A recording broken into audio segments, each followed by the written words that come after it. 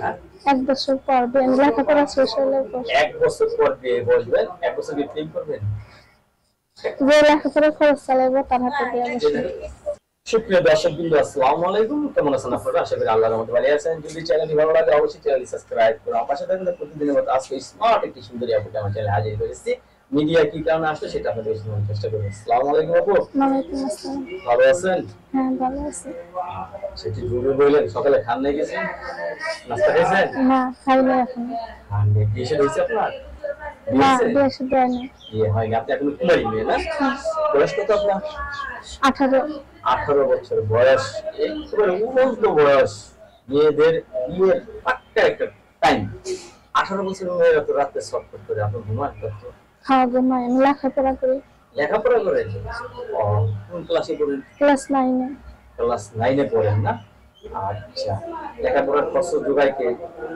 এতদিন বাবা ছিল, এখন বাবা মারা গেছে। এখন আম্মু, মানে ছোট ভাই আছে, আমি আছি। আম্মু পারতেছে না লেখাপড়া করার জন্য, তাই আমি 1 বছর লেখাপড়া করবো আরো, তাই এই ভিডিওর এখন সামনে লেখাপড়া আছি। প্রায় বন্ধের দিকে চলে গেছে অর্থের অভাবে না? হ্যাঁ, আচ্ছা, ভাই বোন আপনারা?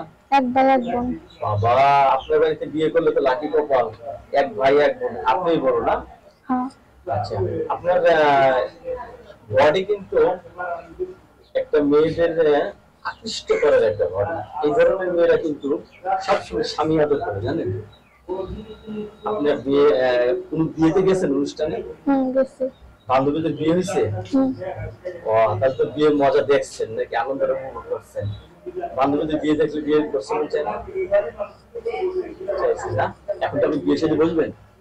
হ্যাঁ, 1 বছর পর বিয়ে লেখাপড়া শেষ হলে পর 1 বছর পর বিয়ে বসবেন, 1 বছর কি প্রেম করবেন? যে লেখাপড়া খরচ চালাইবো তার হাতে বিয়ে বসবো। লেখাপড়ার খরচ যে চালাবে তাকে আপনি বিয়ে করবেন না? আচ্ছা, প্রবাসী ভাইদের কেমন লাগে যারা বিদেশ থাকে? ভালো। ভালো। প্রবাসী ভাইদের বিয়ে করবেন? হ্যাঁ, এরা কিন্তু একটা খারাপ প্রবাস আছে, বহুত ছেলে কিন্তু চলে যায়। তখন কানবেন না তো? না। কানবেন না? নাকি বাংলা গানের মতো সারিয়া বিদেশে গেলে হীরা আইসা বউ পাইবো না, পাইবো? নাকি আবার আরেকজন পাইবো? শিওর? দর্শক, এই আপুর সাথে যোগাযোগ করে একটা নাম্বার আমি দিয়ে দিচ্ছি। এই নাম্বারে কথা বলবেন, আপুর সাথে মধুর কথা বলবেন। 018-225-00958। আবার বলতেছি 018-225-00958। লাস্ট হলো 958 আপনার নাম্বার না? আপনার বাসায় আমার চ্যানেল সময় দেওয়ার জন্য পরবর্তী একটি সুন্দর মেয়ের জন্য অবশ্যই বসে থাকতে পারবেন।